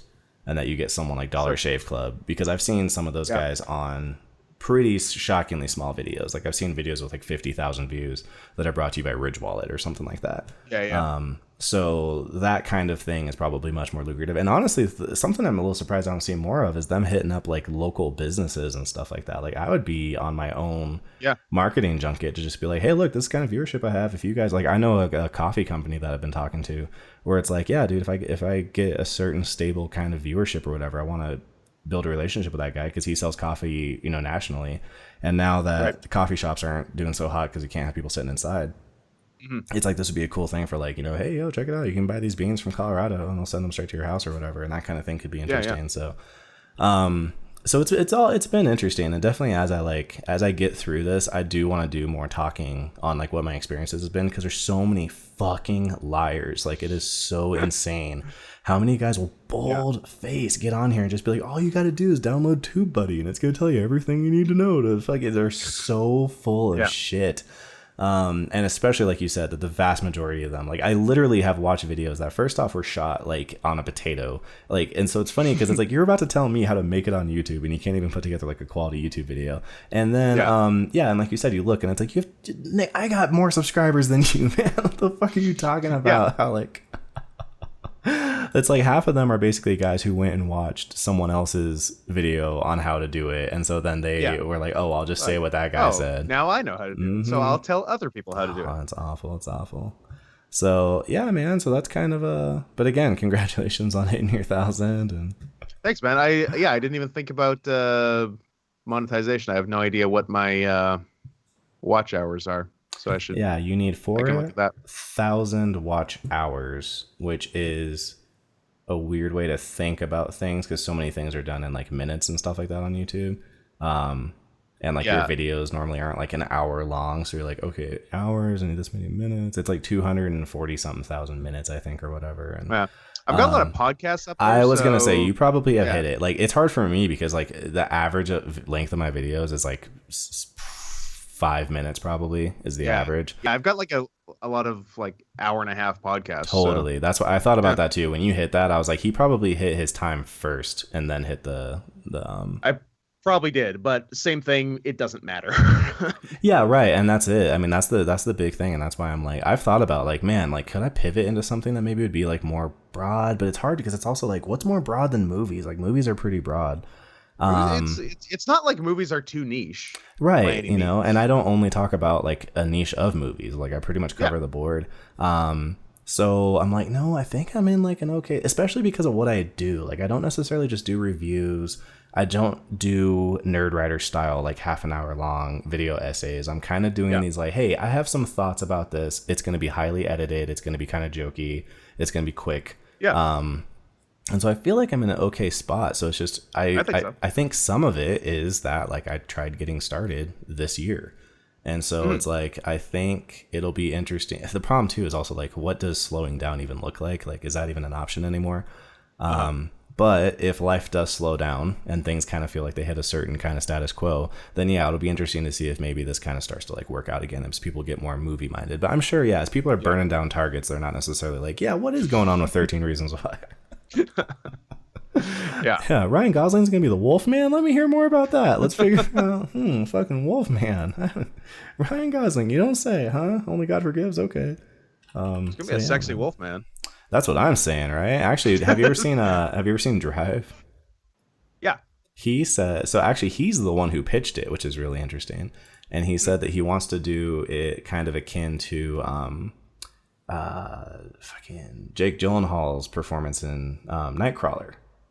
Okay. And nice. I kind of like that idea. I mean, Nightcrawler as a werewolf, it's like you have like this modern werewolf thing. It's probably I kind of love Nightcrawler as a werewolf. Actually, that's really cool. Yeah, you kind of have like neon lights at night. This guy, and he fucking turns into a wolf man and kills people or whatever. I don't know. Like that could actually be pretty interesting.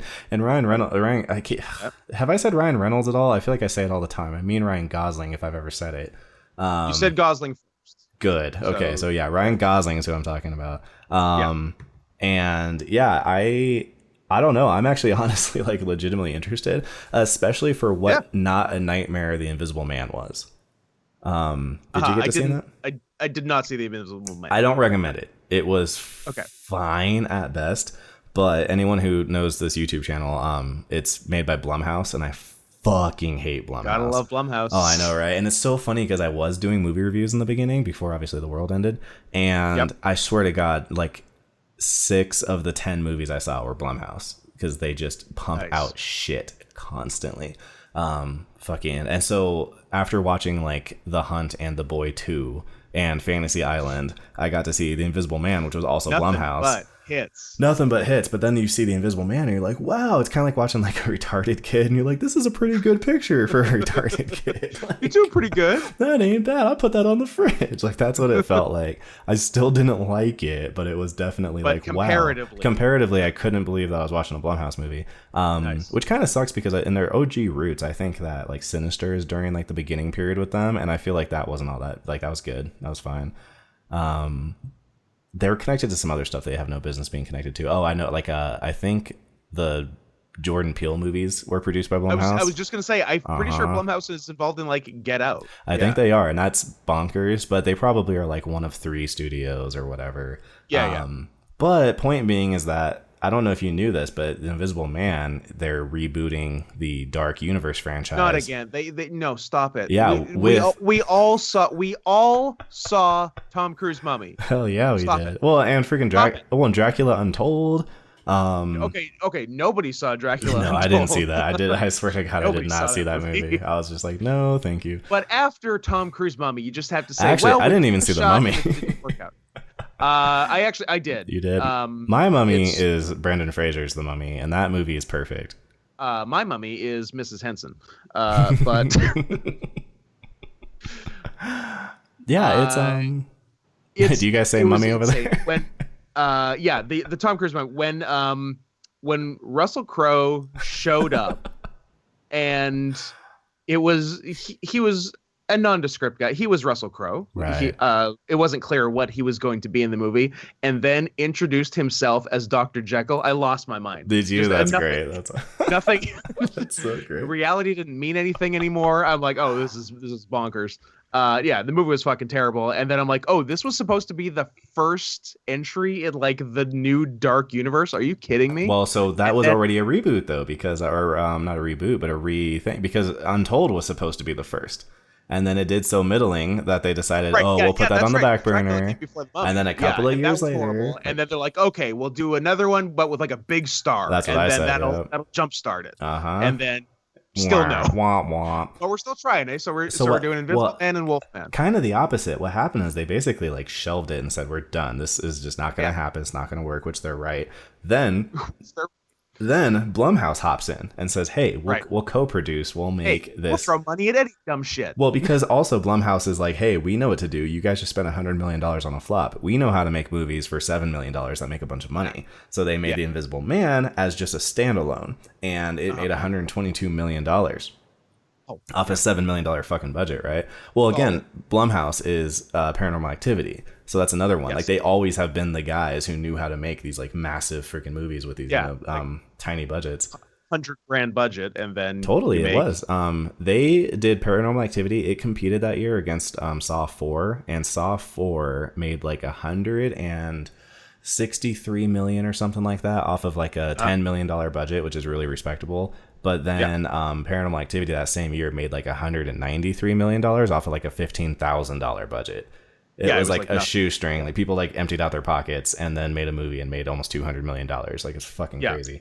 Not bad. And then they made 7 of them. So that kind of became Blumhouse's thing, is like, we know how to turn really cheap movies into like big returns, because they're middling returns for other movies, but for us they're huge because we made it so fucking cheaply in the first place. Exactly. And they don't know how to turn everything into a big return, but they throw like $1 million you nailed it at a bunch of movies. Yeah, and if one out of 20 hits, you're fucking set. Yeah, because I think Fantasy Island, I think that took a shit. Although again, when the movie only cost $7 million, like how much can it really cost you? But I think that movie pretty much took a shit. But it's like you could have 8 of those and have one Invisible Man, and it pays for all the other 8. So yeah, totally. That one Invisible Man made a freaking $122 million. I don't know what The Boy 2 made, but like it definitely, made it up with that Invisible Man movie. So that happened. So then what happened is they retroactively said, oh yeah, no, never mind. Actually, this is the first installment of the Dark Universe. And so that's what they're going for. So in my video talking about it, I was like, well, here's the deal. One movie a Dark Universe does not make. And so I won't judge the Dark Universe until the second one comes out and does well. And then I might be able to be convinced that there's like the possibility of a shared universe. Because my argument is that Marvel basically nailed the shared universe thing, and not everyone else can just do that. And everyone keeps trying to copy them. Well, DC has shown that not everyone can do it. 100%, because if anyone was going to, it was DC. So I've argued that I think that DC should switch their focus and try to do I like the idea that Shazam and Joker got made within a couple years of each other, and they weren't trying to force the idea that you're supposed to believe that these are in the same universe. Just do that, right? We're going to make Shazam, we're going to make the best Shazam we can. We're going to make Joker, we're going to make the best Joker we can. I think that is a way smarter pathway for DC, and they could maybe even cut out their own brand because of that against Marvel to make, be like, hey, we're going to be stop trying to do Avengers. You can't do Avengers. Yeah, exactly right. Yeah. We're going to be the guys who when you want to watch a really good R-rated Batman movie, you can come to us. When you want to watch a really good PG-rated, Shazam movie or whatever, then you can. And if you want to watch really homogenized, samey kind of shared universe PG-13 superhero movies, then you can go to Marvel for that. And that could be a great way for them to differentiate themselves, I think. For sure. But Dark Universe here might end up being, theoretically, just because Invisible Man did really well and was pretty mildly to well received, and then the follow-up to me has promise. Definitely. It's pitched by Ryan Gosling, who I trust, and the way he's describing it, I'm like, if that ended up being fucking good, like if that's also, it's Paramount, they're not Disney, they can make an R-rated movie.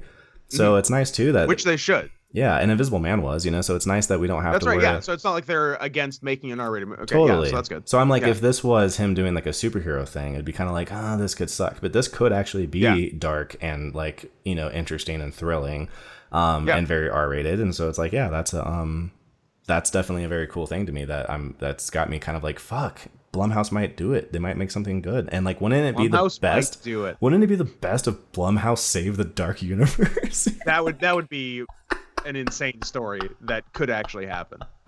It might. So I'm kind of like, I don't know. I don't want to get too ahead of myself. But like, I just watched Only God Forgives again recently, and I was like, God, this movie's so good. Like, and Ryan Gosling's so good. It's like I could see what he's going for. It gets like zero play because it's not Drive. Yes, and I think it's and especially being a follow-up to Drive, I think it's also tough for people because it's so dour. It's like there's almost no hope to ever like latch onto, and anytime it's seen, like the only hope you get in the movie is that this guy who has every reason to be a horrible cunt isn't, and that's the only basically nice thing you get out of the movie. There's your redeeming aspect. That's all it really is. The other thing that to me is actually fascinating about it, and is probably going to be one of the next videos I make, although I'm a slave here to the algorithm, I literally haven't made this video yet because I can't figure out how to make it marketable. And so it just blows because I'm like, God, I wish I could just make quality content and people would find it, but you can make the most quality content you want in the world. And if no one sees it, it's pointless. Show it to my friends, you know. But I want to make this video because Nicholas Winding Refn is the director who made Only God Forgives. This is reverse order. Only God Forgives, Drive, and Valhalla Rising. Do you remember that one? Mads Mikkelsen. I know of it. I haven't seen Valhalla Rising. I've seen Drive, Only God Forgives, and Neon Demon. Sweet. I just saw Neon Demon. I'm gonna be honest with you, man. I was underimpressed. It's pretty good. It's nothing amazing. I watched. Oh, you know what's so funny? That's actually so funny. I was really high, so I didn't make the connection. But I watched Only God Forgives again recently with the same girl I watched Neon Demon with, and I told her, I was like, "This is the movie Neon Demon wishes it was," and it's really funny because it came out after, and it's the same dude. But what do you call it? So Valhalla Rising is about this Viking, and he doesn't have a name. They call him One Eye, and he's horribly violent and quiet. And Drive. Is it Mads Mikkelsen or am I? Yes, it is. Okay, it is Mads Mikkelsen. Yeah. And then the follow-up was Drive, which stars a character who doesn't have a name either. There's they call him Driver, I think, in the credits or something. Yeah. And then the third movie has Ryan Gosling in it again, which is Only God Forgives. So here's this lore bit. It's actually the same character in all three movies. So they're completely unconnected plots and timelines, but there's almost like the spirit of this character that's in all of them, which I think is a lot of fun. Yeah. And so what's kind of cool is that One Eye and Driver are the same guy. And so it's like, well, this is who he would have been if he was a Viking. This is who he would have been if he was a stunt driver. But then in Only God Forgives, it has Ryan Gosling again, but it's not him that time. That time it's Lieutenant Chang, the angel of death, with the sword. Right. And so I was like, that is such a fun, like, that's what sold me, is it's such a fun idea to cast Gosling twice and then have him not play the guy one time. The guy, yeah. Right. And it makes sense because he does kind of act like him from Drive. But I think he has a lot more inside of him going on than the guy from Drive. The way he describes that character, Nicholas, is that he was saying he's like fetish almost, like incarnate. He's just like violence incarnate, and so they often just don't have a lot to say. They're just kind of real down to business, He's like, it's pretty cool. So I was like, that's really fun. So I want to make a video exploring that, but I'm just like, God, it just sucks. Because again, if I was Chris Stuckman, I could just make that video. And then, everyone would be like, oh, this is so dope. But it's like, it's me. I've got these videos I have, fucking talking about, let me see. Let me go look at an old one. Talking about, what can we salvage from Batman versus Superman? Like, there's plenty of people who talk about Batman versus Superman, but I'm sitting here on this like super dope 125 views or something like that, from March. And so it's like, I gotta, it blows because I think that the algorithm, because of how it works, it shapes the content on YouTube so much. And if there was a better way to get your stuff out there, people could focus more on making quality, and you probably wouldn't have as many. What kind of sucks is that like some of the effort these guys go in to make really shitty content, like a Jake Paul, Logan Paul type, it makes me wonder, like, what if they tried? Like, maybe some of these guys actually could make something good. They'll put so much money and effort into getting like these really good shots and camera angles on their stupid fucking videos, and it's like, man, if they actually like, what if you put this effort into and actually just making something like quality? So it's tough because, well, dude, one of the saddest things I ever heard was Good Mythical Morning talking about that. Rhett and Link, these guys used to do like shorts and stuff, and I used to think they were great, but they basically have evolved into kids content. And they talked about it on an interview where they were like, based on how the algorithm works, you just kind of have to. It's like we had to like gravitate towards. Yeah, their channel has turned into basically like a quote unquote talk show where it's like half their videos are almost all of their videos are like, hey, we eat something crazy. Oh, we're eating candied scorpions. Oh my God. You know, and it's like, it sucks because I know these guys are so creative and they're so funny and they're so talented. I think I heard that I've never seen anything they did. I think I heard them on a comedy podcast, and they seemed good in that. Yeah, I think they're the coolest guys. I really like that's what sucks is I keep saying this. I hate that I have to say this. There's so many people on YouTube. I'm like, that guy is so cool. I think he's so smart. He's so talented. I would love to be friends with him. I can't watch his content. You know, and like I have to say that about PewDiePie. I have to say that about GMM, and it just blows because I think all these guys, you know, could be making amazing stuff, but they're just pigeonholed by the algorithms. Like this is what I have to make if I want to make good money. Right. They got families to feed. Well, the other thing too is now they've got like huge crews, so it's like I have to pay these people. Like there's all these fucking interns who rely on me. Like numerous people are depending on you. Absolutely. It's like, hey man, is it hard to eat those, you know, candied tarantulas or whatever? It's like, no, because I see Susan over there, the camera lady, who needs me to eat this tarantula or she can't pay rent. Yeah. And her kid has colic, you know? Yeah. So it's like, fuck, man, you know? So it just really blows because I think the whole platform could be so much better if it wasn't this creepy, you know, get people to click on your thing. And I don't know what else you should do. It makes sense why it works the way it does, but I do think that because of the way it works, YouTube isn't as good as it could be, you know, as a whole. And getting noticed as a newer creator puts you into this environment where eventually you either quit or you say, fuck it. Like, let's go light a car on fire, and then, you know, you become part of the machine. Yeah, exactly. You know, it's like I fucking poop my pants and wait to see how long my family takes to remember, you know, or I'm playing Fortnite, or you know, it's like, so yeah. How many times can I say the N-word on Fortnite? Certainly, right? Exactly. Before, how speed run on how fast I can get banned on Club Penguin. Speed runs. So, you know, I don't know. And then there's other ones that I like that I think make cool content. I think Funhouse and like Rooster Teeth and all those guys are cool, but a lot of them are connected to huge machines. So that also sells you on the idea that like, oh, that's what you have to do then, I guess. I have to go get hired by like Funhouse. I can't just start a Funhouse. There's a lot of groups like Red Letter Media who kind of is the same situation as Adam, where they just basically have been doing it so long that they got huge. And they kicked off huge because they had a review of episode 1 that was longer than episode 1. So they were already part of like meme culture and stuff. Nice. They didn't like it. And so Red Letter Media is really huge. So they're another good example where I could absolutely imagine some young, impressionable guy being like, oh, dude, I love Best of the Worst. Are you familiar with their content at all? Not really. That's fine. Okay. I've heard of Red Letter Media, sure. But yeah. Well, real quick, they make movie stuff. One of their shows is called Best of the Worst, where they will spend all day. Basically, they'll watch 3 really shitty movies, and then they'll have to talk about which one was, you know, the best out of the 3 or whatever. And they have these movies that fans send all the time, so they don't know what these movies are, and it's always like, you know, so it's half their reactions to the movies, and then the other half is them having to try to explain, like, oh, no, I think this one's better. Oh, I think this one's better. Well, the problem is that format, like, you and me could do that tomorrow. It's because it's them doing it, you know? So, like, that's the thing. They're already a big enough machine, they can get away with it. So I could imagine a young, impressionable guy being like, oh, fuck, we could do that. Like, well, let's just go do that. And it's like, oh, why aren't we getting any views? And it's like, well, you know? I mean, also, you're probably not as funny as those guys are. But having said that, they're not necessarily stand-up comedians either. So there's just a lot of that where it's like, I hate how kind of calcified YouTube feels. I guess that's what I'm getting to. Yeah, that's a good word. It's like, yeah, I wish there was I wish there was more ebb and flow of like newer stuff. I wish that maybe PewDiePie was up there moving up and down with other guys all the time, you know, versus it just being this kind of like, okay, I'm here. I guess I'm here. So it sucks to suck. PewDiePie's a bad example because he has extremely artificially inflated numbers because of the T-Series situation. But he did basically pretty legitimately get the first 50,000 or 50 million. Which is insane, but really a lot. That's a lot. That's a lot, and probably won't be done again for. It'll be one of two things. It either won't be done again for a really long time, or it's going to start happening all the time, and it'll just kind of like adjust.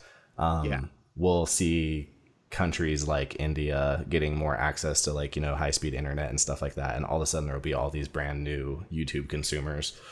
Yeah, you know, globally that we didn't tap into initially and go, oh, okay, cool, here's all these people, you know. Imagine something like China really opening up like their internet laws or something like that, maybe getting more progressive on their internet ideals or whatever, and then all of a sudden like you have access to another 2 billion people, you know, potentially. So it's like that's gonna change demographics a bit.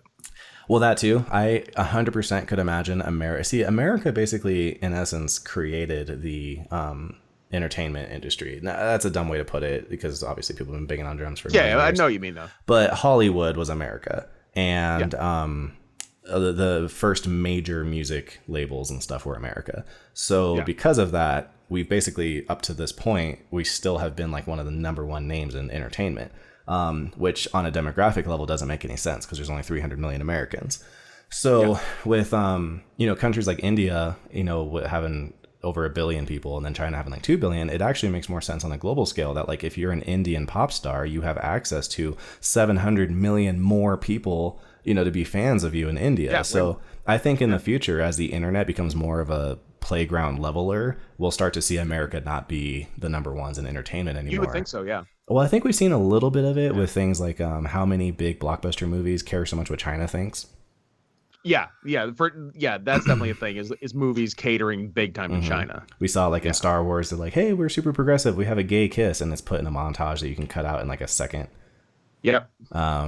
It happened with gotta make all gay stuff and ghosts cuttable because those are not allowed in China. No gays, no ghosts. It's so funny that they're so not into mystical stuff. They're scared of ghosts and they eat pangolin scales that cause global pandemics. Who knows what they're doing over there? You know what? I wonder. They're nuts. I wonder if it is so funny how they're not into like. I heard it's not just ghosts; it's like mystical stuff in general. They have a hard time with. I heard that like Harry Potter like wasn't doing it for them. Yeah, well, it's superstition is just such a big thing there. But you think that Star Wars would be almost as bad, like with the Force and all that shit? You think they'd be all stressed out by that? That's true. It's so I don't know. I want to do more research into maybe like, they specifically. Edit out all the Force stuff in Star Wars. That would be hilarious. Those movies are like 45 minutes long. Or like if they show how the Force, like they do all the Force practically, just with like pulleys and stuff. That'd be even better. Well, because even think like, what do you call it? Like the hidden dragon, crouching tiger, hidden dragon is like. I mean, tell me that shit ain't super mystical. Them flying around and everything. Yeah. Basically, it's the Force. Like. They're very picky with what they like and don't like magic wise. I know. I'm really fascinated. I want to look into that because they also apparently were huge fans of Transformers, which that probably had can't get enough. That probably had something to do with not like those are movies you could watch on mute and you wouldn't be like, I'm lost. You'd kind of get it. That's the thing. It was the reason Transformers are so big is because it's a giant blockbuster action movie where language doesn't matter. Right. So it's not like a huge like, translation problem where like imagine not speaking English and trying to watch the King's Speech. Exactly. It's like, it's not going to work. Fuck this. Like, all right, I'm done. I don't want to deal with this. But literally dialogue doesn't matter in Transformers. It's explosions, the movie. Yeah, so. You may not understand the nuance of every bit of the plot, but you don't need to. You legitimately do not need to. It will be just fine. You'll know that the ones that aren't military vehicles are the good guys and the ones that are the bad guys, and then call it a day and they'll fight. And trust me, I knew who the differences were. I knew who their names were, and I still got confused during those fights and couldn't tell who was who. So don't feel bad. It's fine. So I don't know. So that's that's kind of my thoughts today. You have any closing statements, anything you want to get off your chest? Tell America, tell all 100 people who are going to see this. Shout out to Will It Blends. Hell yeah, dude. I'm gonna go look that up, man. The last YouTube channel I watched. You know what though, man? I'm not joking. He may be one of the very first type of those like that kind of thing. Yeah, I don't even know what to call them, but it like basically, science is sexy kind of channels where it's like we're not going to get into minutia, like fun science for kids. And it really hard to even call some of it science. It's like, does this thing blend? But I mean, that's a lot. Yeah, of a lot of it is under the guise of science. Yeah, well, I think what they did is they saw what MythBusters was kind of up to and how they made that stuff seem fun and like testing, and so they're like, well, I can do a small version of that on YouTube. And I'm pretty sure the Will It Blend guy was sponsored by that blender company, and so I'm sure. They just knew that they had blenders that could blend pretty much anything like rocks and shit. Good ass blender. It really was, honestly. I'm surprised. Like, honestly, it really is a Yeah. good blender. It blends everything. Laptops and iPhones. And that's what's, man, he really, God, he was so ahead of his time because he really had figured all that shit out that I'm dealing with now. Like, way back then, he was doing like, oh, the new iPhone 2 just came out. Okay, great. I'll blend the fucking iPhone. And so people are going to be looking up the iPhone 2. And then they see that thumbnail of like, what? Put it in a blender? That's insane. You can't do that. Click. So, like, Or can you? or can, oh shit, it does blend. You don't want to breathe this dust in. God, that's what. Well, remember also like Hot for Words? Do you remember her? I don't. She was a really hot, like, I don't know, Ukrainian or something, girl, some like Eastern Bloc, I think. And she was like I think she had her degree in literature or something. So she basically was doing like etymologies and stuff, kind of like, I mean, this is probably, hey, do you know this person? They're kind of like this more obscure person, but in England there's a lady named Susie Dent, and she works on a panel show called Do you mean Judi Dench? I know her. that would be Tobe, yeah. Old Deuteronomy is what I call her. Old Deuteronomy. No, there's a show, 8 out of 10 Cats does Countdown, and she basically is like dope. I think we actually talked about that one time. So she's the dictionary corner lady. And she also does this kind of stuff. Like, if you follow her on Twitter, she'll talk about like, hey, there's this word and it actually comes from the Old English of this, and this is like the, you know, etymology, and this is like, and it'll be like fun because it'll be words you're like, oh yeah, I say that all the time, and I never thought about like what that actually means, like where it's from. And so this girl, Hot for Words, was doing that on YouTube way back in the day, and she was one of the good examples of like, oh, okay, get hot girl, do anything, like win. Yes. Like, you know, profit. Like, that was definitely a really good, like, and also the dichotomy of how kind of funny it was that she was like hot and relative, like dressed like a naughty school teacher or something like that, but she's legitimately just teaching you like words and not like getting naked, you know. So a lot of those things were kind of interesting in the early internet as well, which again, still half, just like you said earlier, half of it feels like it was yesterday, the other half feels like it was a million fucking years ago. So yeah, I don't know, but yeah, man, so cool. So like I said, congratulations once again, and thank you. You too. I hope you many well wishes on your way to 50,000 and to infinity, and may you and I be the next people to hit 50 million subs under PewDiePie. And works for me. All right, brother. All right, I will catch you later, man. All right, good talking to you. Yeah, you too, brother. You have a good one. Bye. Yep, see you later.